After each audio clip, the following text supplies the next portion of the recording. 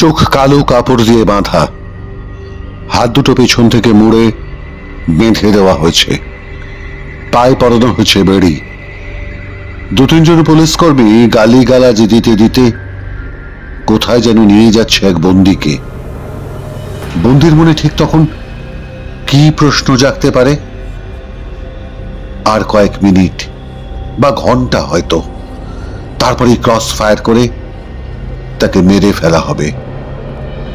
এই ভাবনাগুলো যখন মনের মধ্যে তোলপাড় করছে, তখনই কেউ যেন সজোরে পিঠে একটা লাথি মেরে বন্দীকে একটা ঘরে ঢুকিয়ে দিল।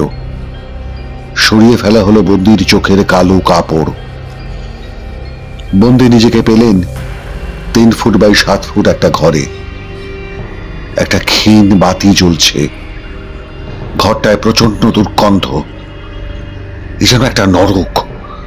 প্রতি সেকেন্ড তার কাছে কাটছে যেন একটা দিনের মতো। মাঝে মধ্যে ভারী বুটের শব্দ ভেসে আসছে, যেন মৃত্যুর দূত এগিয়ে আসছে। দূর থেকে ভেসে আসে কারো চিৎকার আর গোঙানির শব্দ। এক পুলিশ কর্মী গেটের তালা খুলে দেয়। ফের 2-3 জন পুলিশ বন্দীকে চোখ বেঁধে নিয়ে গেল অন্য কোনো একটা ঘরে। বসানো হলো একটা চেয়ারে, বন্দীকে বেল্ট দিয়ে বেঁধে ফেলা হলো। মুখের মধ্যে গুঁজে দেওয়া হলো কাপড়। তারপর একটা জোর ঝটকা। শরীরের মধ্যে কয়েক হাজার ভোল্টের বিদ্যুৎ চলে গেল। 1 বার, 2 বার, 3 বার, বারবার। ধীরে ধীরে নিস্তেজ হয়ে পড়ল শরীর। কি মনে হচ্ছে না একটা রহস্য রোমাঞ্চ গল্প শুনছেন? এমন গল্প শুনে নিশ্চয়ই মনে শিহরণ জাগছে। ঠিকই ধরেছেন, এমনই এক কাল্পনিক গল্প শুরু করেছে ডক্টর ইউনিস ও তার বাহিনী। গল্পের নাম আয়না ঘর। আমরা বাংলাদেশিরা শত বর্ষ ধরে এক অদ্ভুত মানসিক রোগে আক্রান্ত।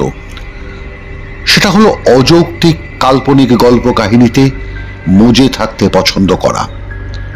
আমাদের একাংশের ধারণা, চুরি করব, ছিনতাই করব, দুনিয়ার যত ঘৃণ্য অপরাধ করব, বিচারে সাজা হলে তা নিয়ে বিচিত্র বিচিত্র গল্পও তৈরি করব, কিন্তু সাজা দেওয়া যাবে না। এতদিন চুরি, ছিনতাই, হিংসা, খুন, ধর্ষণ, জঙ্গি কর্মকাণ্ড, সন্ত্রাসী কাজ করে যাদের জেলে পাঠানো হয়েছিল, তারাই কখনো জামিনে মুক্ত হয়ে, কখনো বা সাজা খাটার পর বেরিয়ে জমিয়ে গল্প দাদুর আসর জমাত। সে গল্পই একসময় সংবাদ মাধ্যমে জায়গা পায় আয়না ঘর নামে। আয়না ঘর নামটিতে যেমন রোমাঞ্চ ও নতুনত্ব রয়েছে, তাই আয়না ঘর নামক গল্প কাহিনী আজগুবি কবিতার রূপ নিতে শুরু করে।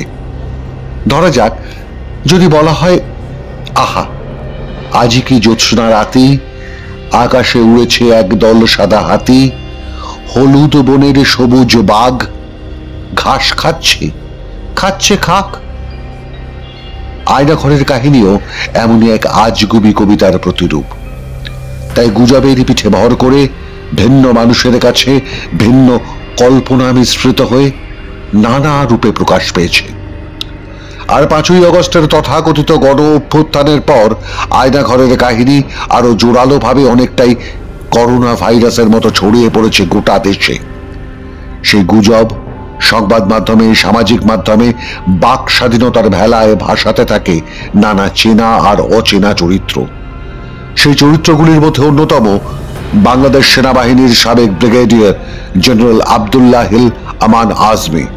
তিনি তথাকথিত আয়নাঘর থেকে বেরিয়ে সংবাদ মাধ্যমে একটি গামছা দেখিয়ে বলেছিলেন, গত 8 বছর ধরে তিনি গামছাতে এত চোখের পানি মুছেছেন যে তাতে একটা দিঘির সমান পানি হতো।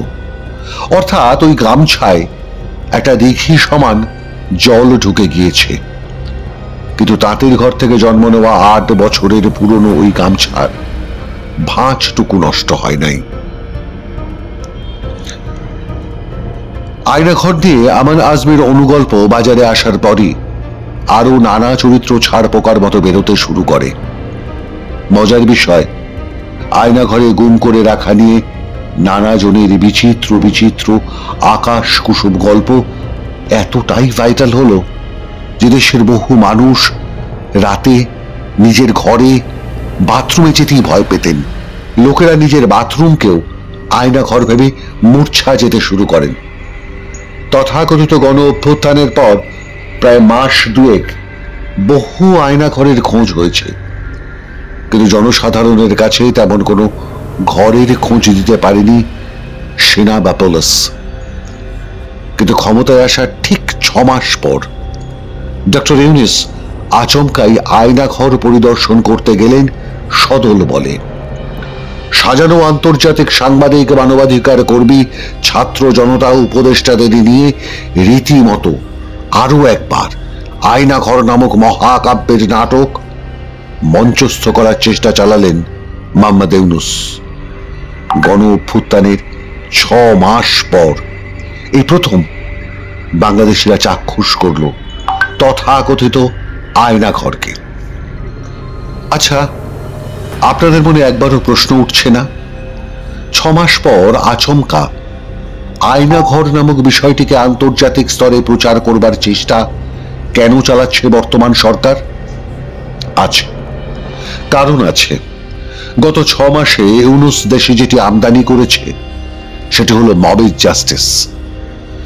বর্তমানে পুলিশ প্রশাসন, সেনাবাহিনী সবাই দিশেহারা। দেশের নির্বাচন নিয়ে কাকতি মিনতি করার পরেও রাজনৈতিক দলগুলিও এ বিষয়ে কোনো সুরাহা খুঁজে পাচ্ছে না। একদিকে নতুন অপশক্তি নিজের ক্ষমতা ধরে রাখতে চাঁদাবাজি, লুটপাট, হিংসা চালিয়েই যাচ্ছে। বিপ্লব বিপ্লব খেলায় দেশের নাগরিকদের মাতিয়ে রেখেছে। অন্যদিকে হাজারেরও বেশি পোশাক শিল্প বন্ধ হয়ে গেছে গোটা দেশে। বৈদেশিক অর্থের জমা তলানিতে ঠেকেছে। চোর, ছিনতাইবাজ, খুনি, ধর্ষকদের মুক্তাঞ্চল হয়ে উঠেছে গোটা বাংলাদেশ। তারপর মার্কিন প্রেসিডেন্ট ডোনাল্ড ট্রাম্প ক্ষমতায় আসার পর আর্থিক সহায়তা বন্ধ করেছে।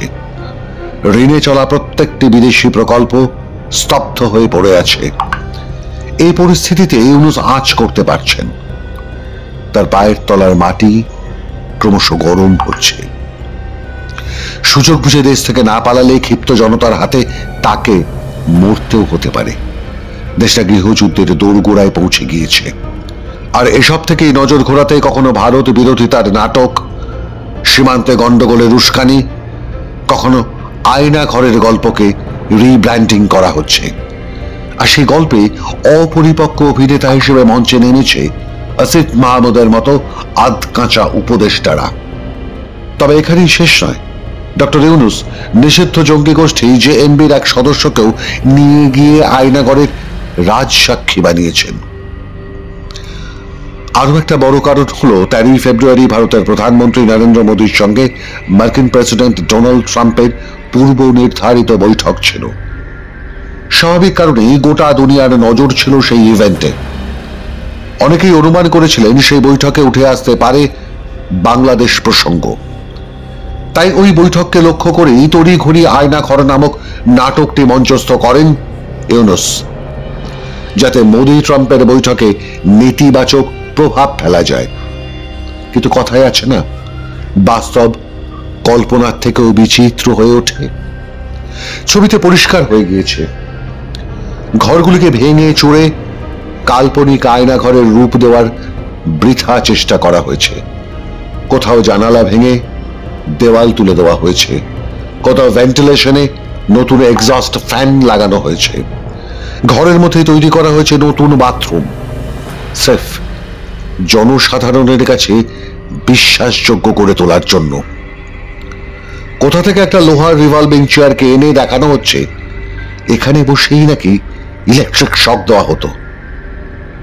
ইউনূসের শাকরেদরা যেভাবেই প্রচার চালানোর চেষ্টা করুক না কেন, তাদের মুখোশ খুলে গিয়েছে মাত্র 24 ঘন্টার মধ্যেই। ইতিমধ্যে আয়না ঘর নামক এই বৃহৎ নাট্যরঙ্গের দুর্বল নাটকের বেলুন যে ফুটো হয়ে গিয়েছে তা প্রকাশ্যে আনতে শুরু করেছেন বহু মানুষ।